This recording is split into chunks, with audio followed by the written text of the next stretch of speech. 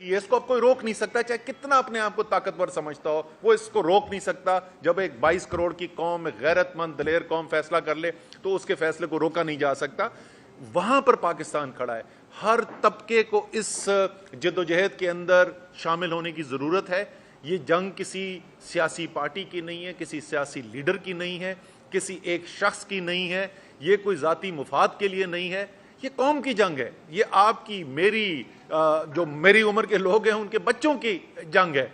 तो उसके अंदर आपका हिस्सा लेना, और हर तरीके से हर शख्स जो है उसको एक ही तरीकाकार नहीं है उसको उस तहरीक के अंदर शामिल होने का, इस आज़ादी की जंग के अंदर हिस्सा लेने का।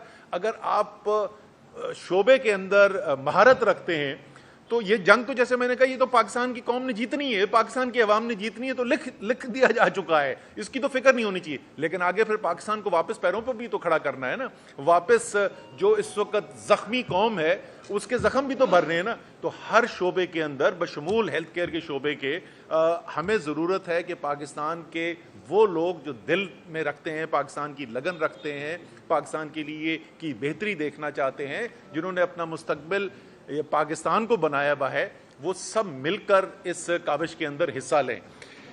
आखिरी हिस्सा जिसकी मैं बात करूंगा वो है इस वक्त मईशत की सूरत हाल। इस वक्त IMF का मिशन यहाँ पर आया हुआ है और IMF के साथ हुकूमत के मुज़ाकरात चल रहे हैं।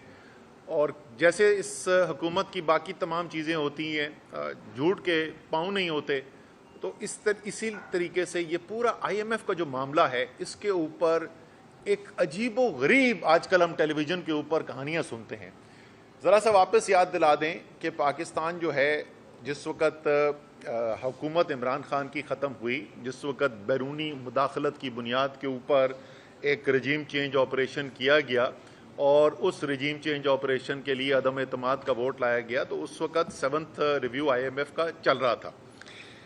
उसके बाद उसके हतमी स्टेजेस के अंदर था, जिसके अंदर बातचीत जारी थी। इमरान खान का ये की ख्वाहिश थी कि पाकिस्तान के अवाम को आलमी मंडी के अंदर तेल की कीमतें बहुत ज़्यादा बढ़ गई थी, उसके असर से बचाया जा सके जब तक कि वो कीमतें वापस नीचे नहीं आ जाती। और तमाम एक्सपर्ट्स ये कह रहे थे, माहिरीन कह रहे थे कि चंद माह के अंदर कीमतें नीचे आ जाएंगी। और जैसा कि हुआ, जो तेल $120 पे पहुंचा हुआ था वो $80 तक वापस आया। इस वक्त $40 उसके अंदर कमी हो चुकी है। तो उन्होंने कहा कि इस अरसे के अंदर अपनी आवाम पर बोझ डालने के बजाय हम और कुछ अखराजात में कमी करते हैं और उस पैसे से सब्सिडी देते हैं। ये वाहिद चीज़ थी जिसके ऊपर IMF के साथ बातचीत चल रही थी। इनकी हुकूमत आई। हुकूमत आने के बाद एक दिन ये कहते थे कि हम जो करने जा रहे हैं, हम क्या करें, हमारे तो हाथ बंधे में, ये इमरान खान का मायदा था। फिर अगले दिन वो कहते थे इन्होंने IMF के मायदे जो है उसकी खिलाफ वर्जी की, इसलिए IMF के साथ मायदा नहीं था। पहले तो ये कुछ 6 हफ्ते 8 हफ्ते यही तमाशा चलता रहा, रोज इनका बयान बदलता रहा। आखिरकार सितंबर के महीने में आकर इनका मुआहदा IMF के साथ हो गया। और सितंबर के महीने का मतलब कि इमरान खान की हुकूमत ख़त्म हुए हुए 5 माह गुजर चुके थे। तो जाहिर है ये इस हुकूमत का साइन किया हुआ, इनके दस्तखतशुदा मुआहदा हुआ। उसके ऊपर पहले पैसे भी रिलीज हो गए, पाकिस्तान को पैसे मिले। उसके बाद क्योंकि इसहाक डार जो है वो चाहते थे, उनकी शदीद ख्वाहिश थी कि मिफ्ता इस्माइल को उनकी कुर्सी से हटाया जाए, तो उन्होंने कहा कि तो तबाह हो गए और बर्बाद हो गए। मिफ्ता ने पाकिस्तान की मईशत को तबाह बर्बाद कर दिया और ये IMF के सामने लेट गया और मैं बहुत बबर शेर हूँ और मैं आके जो है ना वो सब संभाल लूंगा और IMF को मैं देख लूंगा। ये उनके अल्फाज थे, देख लूंगा, मैं अपनी जुबान में बात करूंगा। तो वो आ गए, उन्होंने अपनी जुबान में जो बात करनी शुरू की, वो मायदा जो है वो फिर रुक गया। अब ज़र मुबादला के ज़खायर गिरते चले जा रहे हैं। महंगाई, पाकिस्तान की तारीख की बदतरीन महंगाई से हम गुजर रहे हैं। हज़ारों कारोबार बंद हो चुके हैं, लाखों लोग बेरोज़गार हो चुके हैं। ये आपस की इनकी लड़ाई ख़त्म नहीं होती और जब बिल्कुल हाथ से इनके मामलात निकल गए हैं तो अब इन्होंने फिर कहना शुरू कर दिया कि वो इमरान खान का मुआहदा था। ओ भाई, इमरान खान का मुआहदा था तो ये आप मुज़ाकरात कर किससे रहे हैं? ये IMF की टीम यहाँ पे क्यों आई हुई है? वो यहाँ पे उनको किसी ने बताया था कि इस्लामाबाद का मौसम बहुत अच्छा है, जो वाकई में है बहुत अच्छा, लेकिन मेरे ख्याल में इस्लामाबाद का अच्छा मौसम एंजॉय करने के लिए नहीं आए हुए।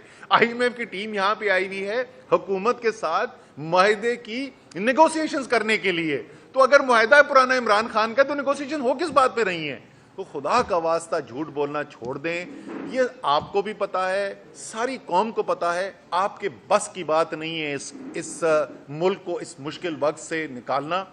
इस मुश्किल वक्त में डाला आपने है, और जिसने डाला हो मुश्किल वक्त के अंदर, तो उसने क्या मुश्किल वक्त से निकालना है। तो इसलिए आप इससे अब तक जितना अवाम के ऊपर जुल्म कर चुके हैं और अपनी सियासत तबाह बर्बाद कर चुके हैं, खुदा का वास्ता अब ये जो बातें आपने टेलीविजन पे शुरू की हैं, खुल्लम खुल्ला आइन तोड़ने की धमकियां जो आप दे रहे हैं कि 90 दिन के अंदर इंतखाबात नहीं कराएंगे, अब अपने आप को आर्टिकल 6 की जद में लाकर अपने लिए और मुसीबतें न खड़ी करें। मुझे यकीन है पाकिस्तान की अदलिया आइन की दिफा करेगी, और Lahore high court, Peshawar high court के अंदर केसेस हैं, मुझे यकीन है कि उनका फैसला एक फैसला चल सकता है। लाहौर हाई कोर्ट में तो ऑर्डर्स के अंदर बिल्कुल वाजे लिख दिया, हर सूरत में इलेक्शन 90 दिन के अंदर अंदर होना है।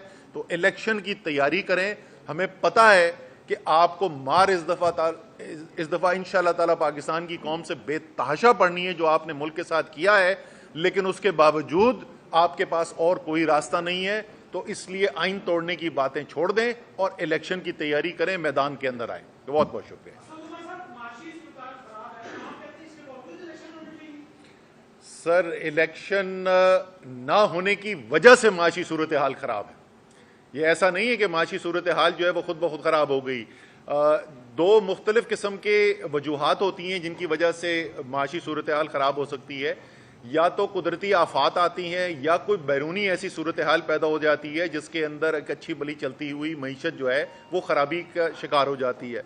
यहाँ पर आपकी मईशत जो है वो 6% से उसमें इजाफा हो रहा था, आपकी सनतों के अंदर 12% का इजाफा हो रहा था, आपकी ज़राअत के अंदर 5 में से 4 फसलों में रिकॉर्ड फसलें हो रही थी, आपकी IT की एक्सपोर्ट जो है वो 35% एक साल, 43% एक साल उनमें इजाफा हो रहा था, आपकी तरसीलात ज़र के अंदर तेजी से इजाफा हो रहा था, आपकी बरामदात के अंदर तेजी से इजाफा हो रहा था।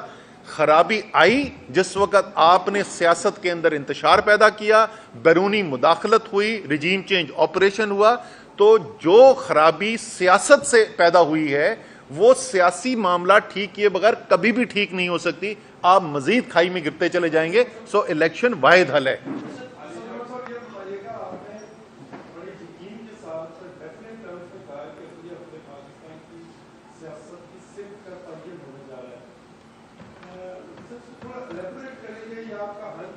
नहीं सर,